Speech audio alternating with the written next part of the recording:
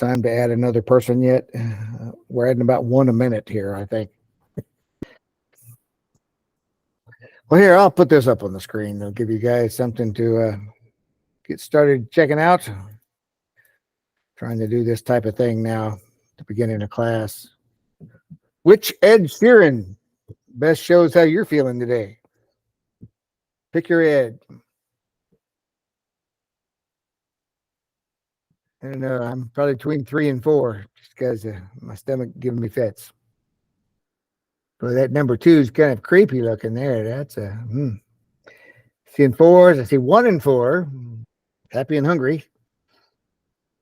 They don't have a word for that one, do they? They got hangry, but if you put happy and hungry together, you end up with just happy or, hungry. 4s, lots of 4s, lots of hungry folks this morning. That's so early, we don't get a chance to get breakfast, really. Have to get up earlier. Kellen, I'm surprised you haven't eaten. You've been up like 4 hours. Got a 3 and a 5. Definitely 4, Autumn says. Definitely. There's lots of hungry going on here this morning. Welcome, Laura. Lots of hungry going on in here this morning. Definitely 4. That's enough Ed Sheeran this morning. Now, is there ever enough Ed Sheeran? I ask, is there ever really enough Ed Sheeran? All right, that's enough Ed Sheeran that we're talking about today. Let's see. I am going to get into a discussion this morning because I want to talk about the quiz that we had earlier in the unit. We had a quiz earlier in the unit. Some of you, I sent out a form by email to answer one question. Not everybody got it. Just people that missed a certain question. Because there was one question on the quiz that I saw person after person after person missing. And I'm like, why are they missing that? I only mentioned it like 83 times. And it regards the fundamental theorem of algebra. That's one question on the quiz. And the people that were missing it kept missing it with the same wrong answer. And I went, wow, that's interesting. How in the world did they get this answer? So I sent this form out. And I got a few answers. Not everybody answered it. But let me put this up on the screen so we can talk about it. Here's a question from the quiz. Some of you probably remember this question. How many zeros does this function have?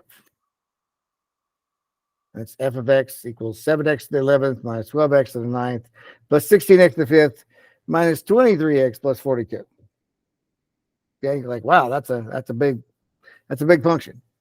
Yes, but if you know the fundamental theorem of algebra, you don't even need a pencil and paper to figure this out, right? You can just look at it and go, oh, I got the answer, Mr. Brock. I just looked at it. That's all it took. That's all it took, just looking at it. Well, let me show you the question that I kept, the answer, not the question, the answer that I kept getting. This may surprise you. All right, here's the answer I kept getting. Well, there wasn't a question mark on the answer because it was multiple choice, but there's the answer I kept getting. I'm adding this. See, that's what I added onto it. Interesting, huh? How many zeros does the function f of x equals 7x to the 11th minus 12x to the 9th plus 16x to the 5th minus 23x plus 42 have? And people kept saying 13, which was a little confusing. That's why I sent out the form saying, how did you get that answer? Because there's not even a 13 anywhere in that equation. But I was getting 13 as an answer. And I got some interesting answers. Now, I did get one that just said, I just guessed. I didn't know, so I guessed. Now, why you would guess a number that doesn't even appear in there, I don't know. Maybe you're really lost. But, I did talk about the fundamental theorem of algebra many, many, many times in class and how to tell how many zeros a function should have, right? Like a quadratic, x squared minus 3x plus 4 has two answers, right? But I kept getting 13. So what is the correct answer in this? Somebody put that in the chat for me. What is the correct answer? Since 13 is not correct. How many zeros does it? There you go. I got people already quickly. 11. How did you get that? Somebody tell me how you get 11. Okay, I got multiple people quickly saying 11. Yes, Laura's got her hand up. It's the largest exponent. It is the largest exponent. Thank you, Laura. That's exactly correct. There's no work to be done with the fundamental theorem of algebra. I simply look at that and see what is the largest exponent. Well, the largest exponent's right there. That's an 11. So that's how many zeros it has. So I said, how in the world are people choosing 13? Thought that was very interesting. So I came up with a theory. I said, okay, let me do this. How many zeros does this function have? Let me right click and copy that.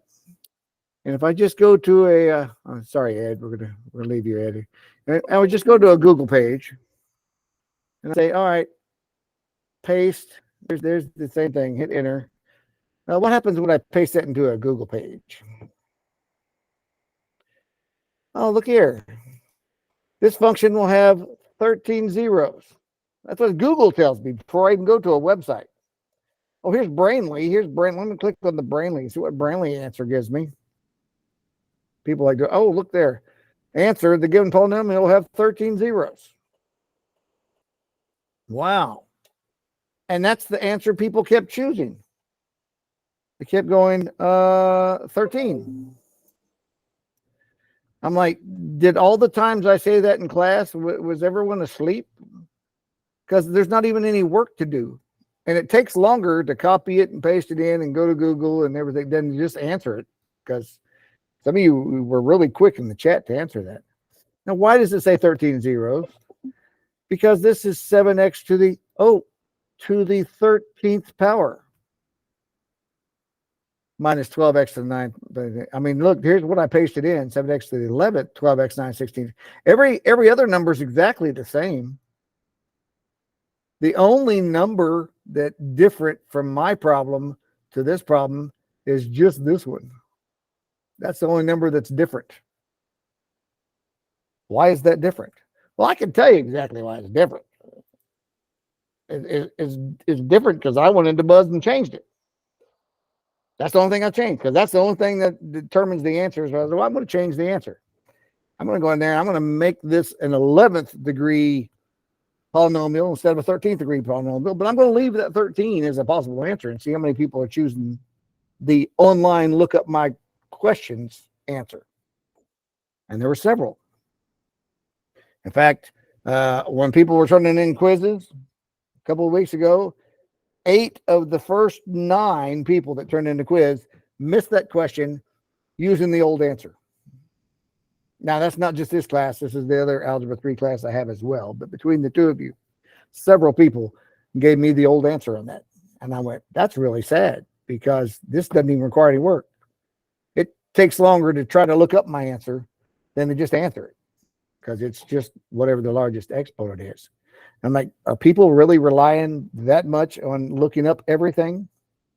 Do they not realize that I change questions? I don't change them all, especially some of the smaller assignments. I don't care. This was a quiz, though. This week is a test. I know every question in Buzz is on the internet. I know people have gone to all these other sites to ask somebody else to do the work. They say, I don't want to have to think. Somebody please think for me and tell me the answer. I've been doing that for years. People do that. So I know that. So when I get tests and quizzes a lot of times, I'll go in there and say, okay, well, let me just change maybe one little thing, which will totally change the answer. I had to change one number there. Instead of the 11, I took the 1 off. Instead of the 13, I took the 3 off and made it a 1. I changed one number. Instead of 13, it's 11. Totally changed the answer. And a lot of people give them the old answer. It's kind of sad. Kind of sad. So I was really disappointed to see that. I said, I'm going to talk about that in class because if people don't realize that I know all the answers are on the internet for the original problems, that's not giving me much credit. Yeah, absolutely. I know that people post all these on there. That's why I changed them. So with that said, let's look and see what this week actually has for us to do. All right, 0B. Once it pulls up here on the screen. Algebra 3, right here, 0B. Let's go look. Go look at this week. grade screen. Yeah, we are done with the practice test. This week is the test, parts 1 and 2. Parts 1 and 2. That's all there is this week. We'll go look at it and see what that consists of. Module 3, test part 1. Let's take a look. All right, multiple choice. Let's see how many questions there's only 10 questions in their multiple choice portion here. Let's see what kind of questions they're asking. What is the quotient of this divided by x plus 3? Okay, so x plus 3, that means you can use synthetic division on this, right? We can use a synthetic division if it's just an x and it just has plus or minus a number. So you can use synthetic division, take -3 and divide it into there, right? Using just the coefficients. If you need to go back and review synthetic division before taking the test, please do. Synthetic division is not very difficult if you practice it enough. If you just done it once, you may be like, okay, that's so confusing. Yeah, because you've only done it once or none at all. But if you do 4 or 5 or 6 problems and you're like, okay, this is getting pretty easy. So when you divide that, what do you get? What's the answer? Is it exact or is there a remainder? This says there's a remainder of 30. What is the quotient of this bigger one divided by 3x squared plus 2?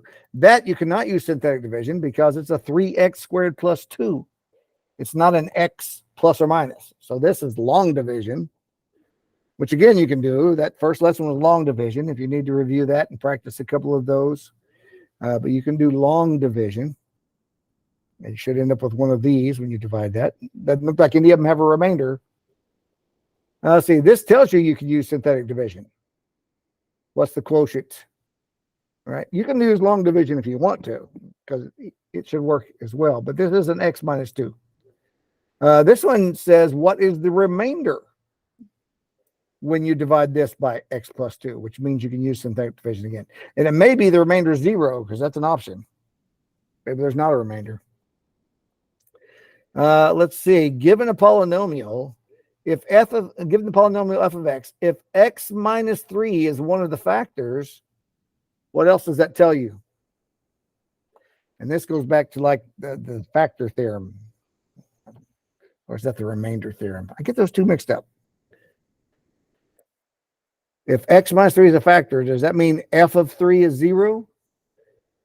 Does that mean f of -3 is 0? Does that mean f of 0 is 3? Or does that mean f of 0 equals -3? You review those theorems, either the factor or the remainder. I think it's the remainder theorem. It'll tell you what this means. If that's a factor, then one of these statements is true. Oh, here's the Descartes rule of signs. What are the possible numbers of positive, negative, and complex zeros? How many possible positive solutions are there? How many possible negative? How many possible complex or imaginary solutions? And there it is, mostly negatives. Look at that. Negative x to the 6th, negative x to the 5th, negative x to the 4th, negative 4x to the 3rd, negative 12x squared plus 12.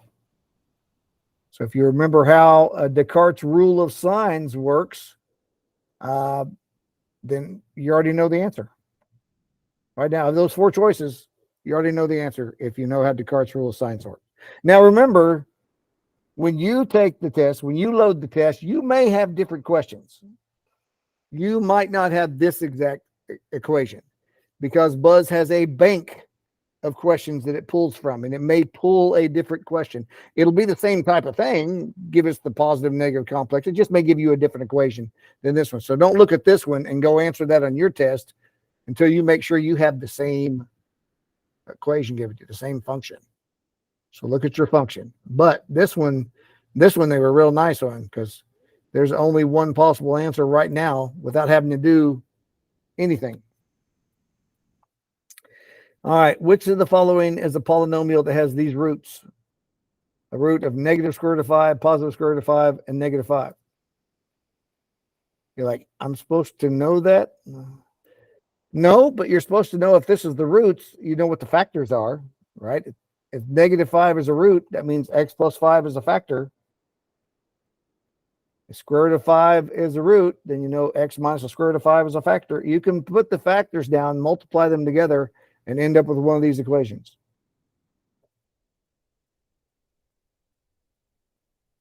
If x equals 3 is a 0, if that's a 0 of this function, what's another 0? Well, you may have to divide that out, see what's left, which will give you a quadratic equation at that point. If you divide this out, because this is an x to the third, if you divide an x out, you'll have a quadratic equation. Then you can figure out what another solution is. Or, I like Desmos.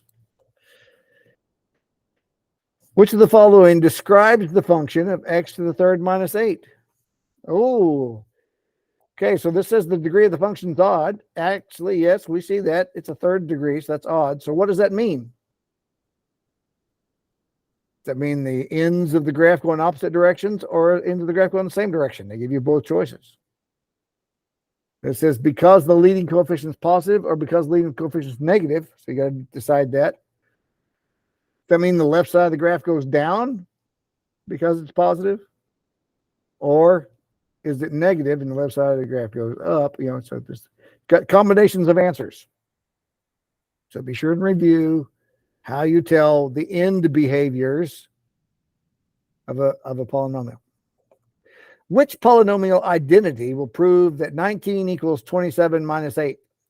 Oh, I really like this question because we never think about these identities if we're not dealing with polynomials, but it actually works very well. So this has 4 choices, and none of the choices are none of the above. So it has to, one of these identities has to prove that. Difference of squares, difference of cubes, sum of cubes, square of a binomial. Well, what's happening in this equation? 19 equals 27 minus 8. Oh, we're subtracting 8. Subtracting tells us something. Oh, let's look at these numbers. Got a 27 and I got an 8. This talks about squares and cubes. Are those squares or cubes? You can figure that out. But yes, these identities actually prove simple math problems like this. 19 equals 27 minus 8. Okay, that's part 1. Let's look at part 2. Part 2 only has 2 questions this time. 2 questions. 2 students in your class, Danny and Sandy, are disputing the function. Again, you may have a different question. All right. Danny says for this function, between x equals negative 2 and x equals 2, the average rate of change is 0, which means it's flat. Those x's are the same y value. But Sandy says between those same 2 x's, the graph goes up through a turning point and then back down. How is it possible that both of them could be correct? Because they could both be correct. Explain that. Explain that. Don't let the internet explain that. It may have some different stuff to think. You explain that. All right, you are having a meeting with the CEO. You've interpreted the number of laptops produced versus the profit as this function right here. Do that function, x to the 4th minus 3x. And again, yours may be different. So you're supposed to describe what the graph looks like. Look, it's in bold letters. Describe what the graph looks like for this function right here. And how would you sketch that graph without using technology? What do you know about it just by looking at it right now to be able to tell what the graph will look like? How would you sketch it? Remember, sketching is not an exact graph, but it looks like the graph in basics. Use complete sentence. Focus on the end behaviors. So tell me end behaviors. The left end will go this direction. The right end will go this direction. And it wants to know where's the company going to break even. And as a big hint, I added where P of X equals 0. In other words, what's the zeros? What are the zeros of that equation? Where's it cross the x-axis? That's zeros. What's the solutions when you solve x equals? That'll tell you where the company breaks even because the y has no profit. Since this is an equation that shows profit, if that's 0, that's the break-even point where the company won't make any money. All right.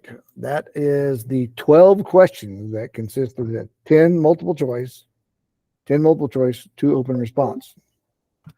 So, that being said, is there any of those concepts you would like me to review with you while you're here? Send some thumbs up. But if anybody wants any of these type of problems reviewed, I can do that.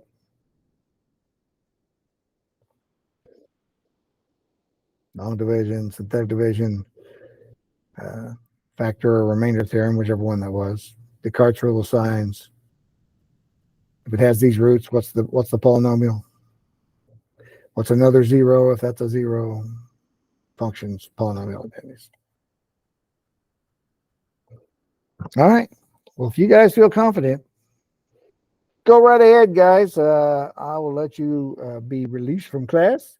Let's see. This is an A day, Friday, so Thursday is the only day we have class. If you get into this test and go, oh, I didn't know what I thought I knew, you can come Thursday and see me and say, okay, I was stuck on number 7. I don't know what to do, and I can review that concept. I won't do that problem for you, but I will show you that concept so that way you can do that problem. So I'll be here Thursday if you need help. You can also email me.